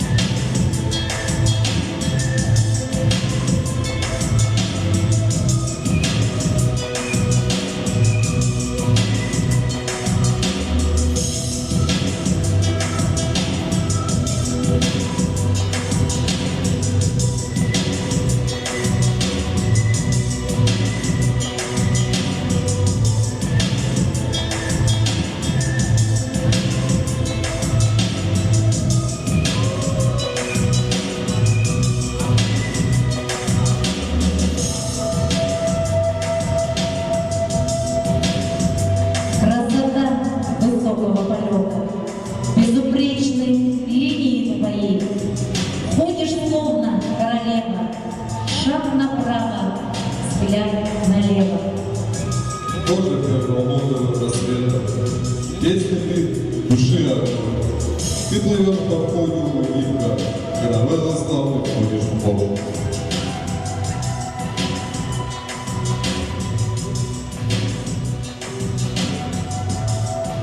И сияют ваши улыбки. Дефиле сегодня высший класс.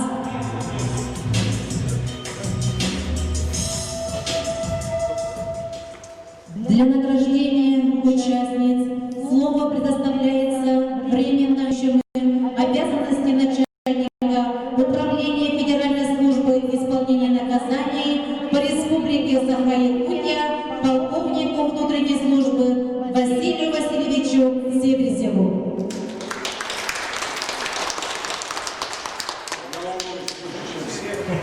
Участники, добрый день всем участницам сегодняшнего прекрасного конкурса, жюри, зрителям. Сегодня мы с вами присутствуем на очень прекрасном мероприятии, на замечательном конкурсе «Мисс уголовно-исполнительной системы», который проходит 6-й раз. Сам видел.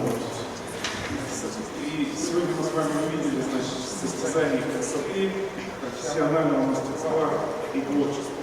Конечно, не удалось посмотреть в связи с неподдержанием формата выступления наших участниц в боевом деле, значит, как они проводили стрельбу, боевые приемы рукопашного боя, создавали нормативно-правовые документы. В принципе, они все выступили на хорошем уровне.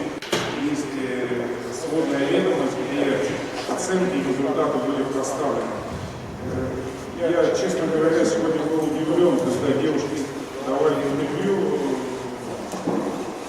их достижения в различных областях, да, то есть помимо службы, когда они успевают заниматься спортом, кто-то художеством, какими-то другими мероприятиями. Очень, конечно, было гордо слышать, что в наших рядах имеют такие сотрудники. Не каждый мужчина имеет такие достижения, как имеют наши сегодняшние участницы конкурса. Конечно, тоже хотелось бы поблагодарить двух участниц, которые не дошли до финала. Да? То есть, конечно, мы надеемся, что они обязательно покажут свой опыт дальнейший, потому что это не последний конкурс, я думаю. Но и девочки сегодня, конечно, молодцы, показали себя изящно, грандиозно, показали, можно сказать, на сцене сегодняшней. Очень была видна и заметна поддержка коллективов, да, то есть особое внимание, я хотел бы сказать спасибо коллективам подразделений, которые поддерживали своих участниц всячески. То есть это было заметно, какой трепетностью вы относились к этому мероприятию. Тоже вам огромное спасибо. Ну, хотелось бы пожелать, конечно же, я не знаю результаты, сразу вам говорю, потому что еще считают голосов, но все участницы будут, конечно же, награждены памятными номинациями, но победительница нашего регионального состязания, конечно же, имя по всероссийскому конкурсе «Мисс уголовно-исполнительной системы». Участники, мы будем надеяться, что она нам одержит победу. Также желаю всем заявительниц женского пола, значит, побольше таких праздников в нашей жизни. Счастья всем, здоровья, терпения, всего самого наилучшего, что идет. Я сам волнуюсь, спасибо.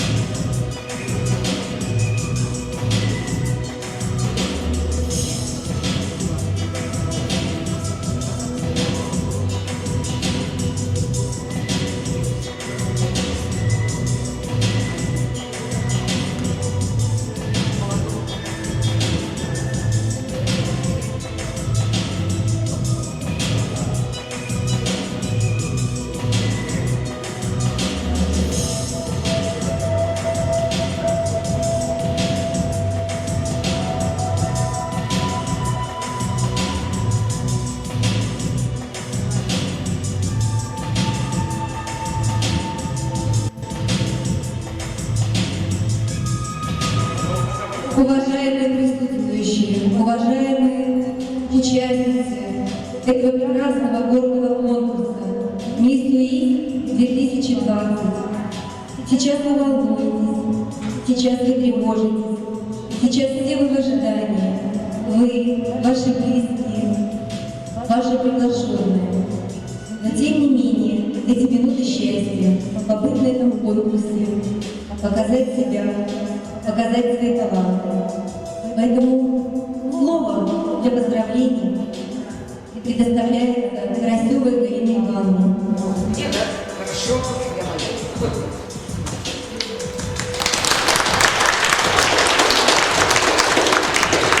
Мне очень приятно вас видеть. По-моему, на последнем юбилее выступали.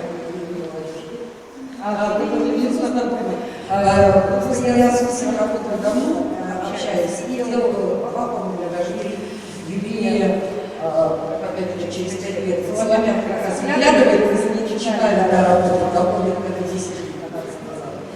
Мне очень приятно, видеть вас. И каждый по-своему удивительно. Я сегодня наблюдала за вами, скажем, обнаружила, что там опять стоит великолепный вас. Великолепный образование, молодой человек, девушка, которая 6.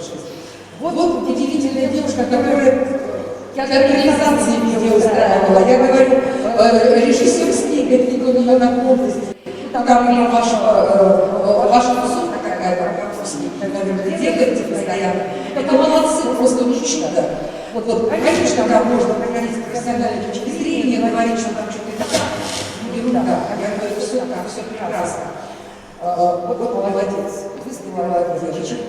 Очень хорошо они все сделали. Она блестяще молодец.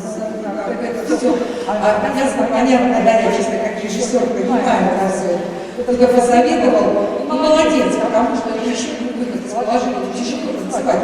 Я смотрела, как вы танцевали, вот, господи, а кого ужасно получилось? Ну, а он так стоит, танцует, на суше, я на море, мы не встретимся никак. Можно было, кстати, на видео запускать, было бы лучше еще. Вот, каждая по-своему. Федорова, да, вы мне вообще во всех конкурсах понравились. Очень творческий человек. Вы, я просто обалдела, поставила вам 10, когда вы фрагменты из ОЛО, все четко, прям артистично. Тут же и ОЛО, тут же и на Хамусе, тут же и спела, все сделала. То есть вот, ну, мне больше всех понравилось вот именно ее выступление там, когда краса была, да, по-моему. Значит, практически сейчас, ну, сложно всех так перечислить, потому что я вас первый раз вижу. Да, но мне понравились абсолютно все, потому что каждый своя изюминка. И если, вот я всегда в конкурсах любила участвовать, потому что у меня такое, я должна выиграть, не надо выигрывать. Сам факт, что вы защитили честь своего учреждения, что вы вышли и проигравших нет. Здесь проигравших не бывает.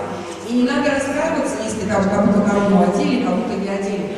Нет, потому что все вы принцессы, все вы королевы. И я вам хочу сказать, что вот эти бурные аплодисменты, громкие, и крики «Браво! Браво! Браво!» это общее, да, это все вам. Я вас поздравляю, потому что сегодня каждый из вас были звездами. Каждая из вас звезда. И светите еще ярче. У одной 3 детей, она как девочка. 2 детей как девочка. Красоточки, все такие фигурки красивые. Выбегают, не стесняются, ну замечательно просто. Я вас поздравляю. Удачи вам, профессионального роста. Учитесь дальше, становитесь полковниками, генералами, там, я не знаю, получайте должности. Будьте любимы. И, что вы все время говорили? Да, про здоровье. Здоровье вам и мира. Потому что дороже было нет ничего. И все, что было у вас хорошо. Поздравляю вас, мои дорогие.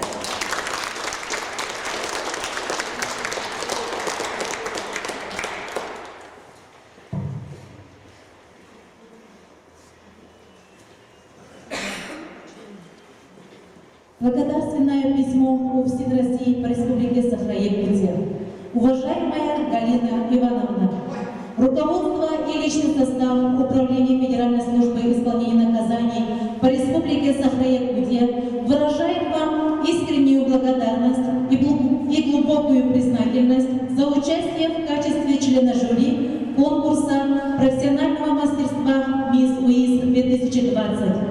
Хочется пожелать вам дальнейших успехов, удачи, благополучия и осуществления всех планов. С уважением, прием-начальника УФСИН России по Республике Саха-Якутия, полковник Седрисев.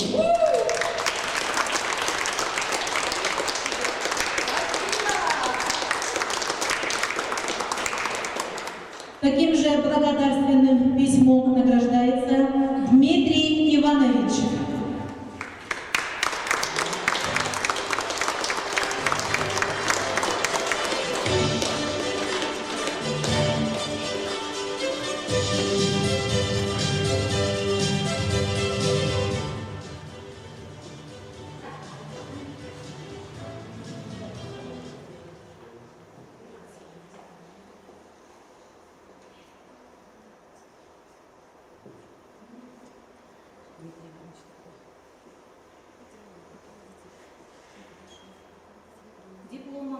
Дипломом награждается в номинации «Мисс Элегантность» Егорова Харитина.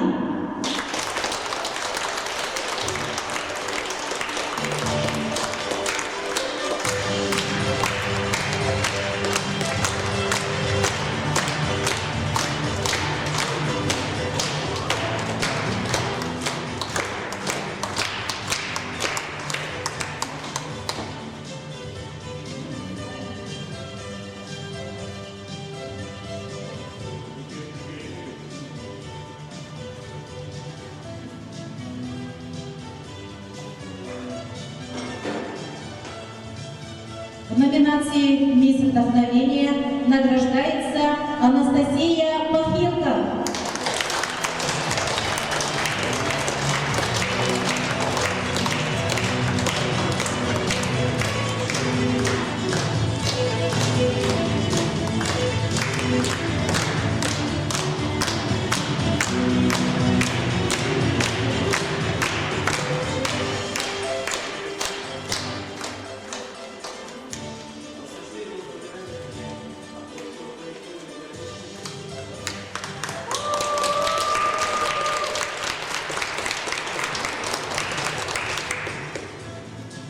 В номинации «Мисс Профессионализм» награждается Анастасия Пахилко.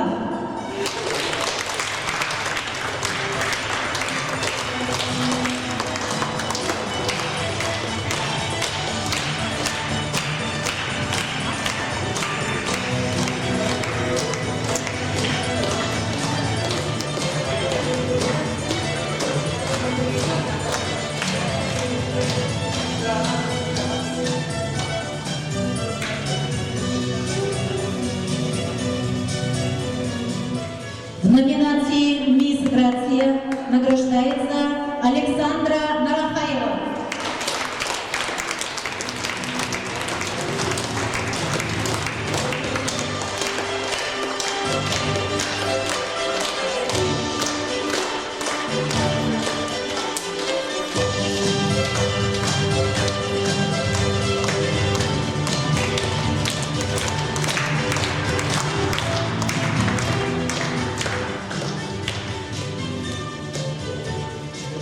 В номинации «Мисс Очарование» награждается Олеся Спиридонова.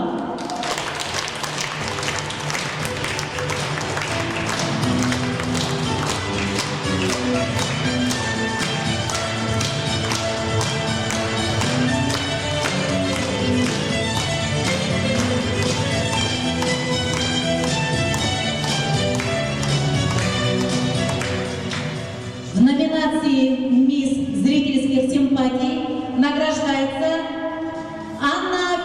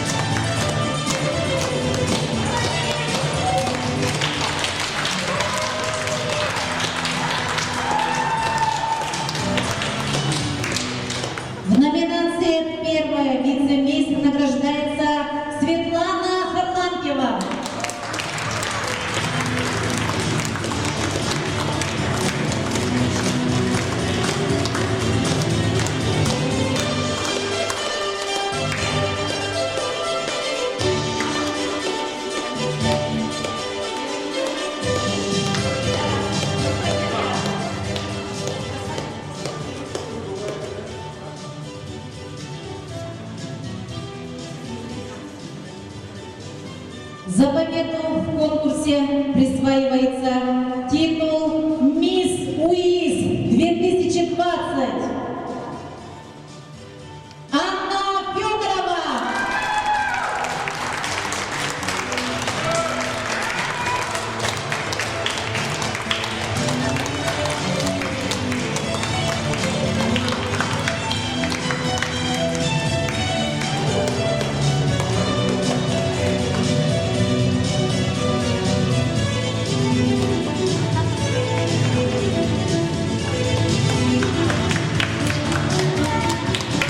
Поздравления, друзья! Аплодисменты!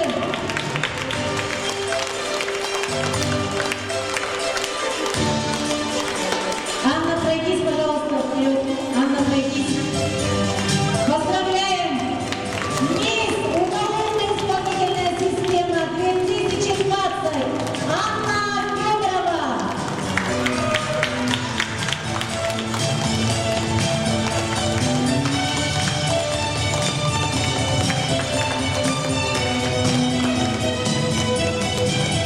Дорогие участницы, я благодарю вас за то, что вы были с нами все это время. И надеюсь, что этот конкурс оставил глубокий след в ваших душах. Вы научились создавать свой собственный мир, наполненный изобилием успеха и радостью движения. Обрели и почувствовали постоянную поддержку и безусловную любовь тех, кто вас поддерживал.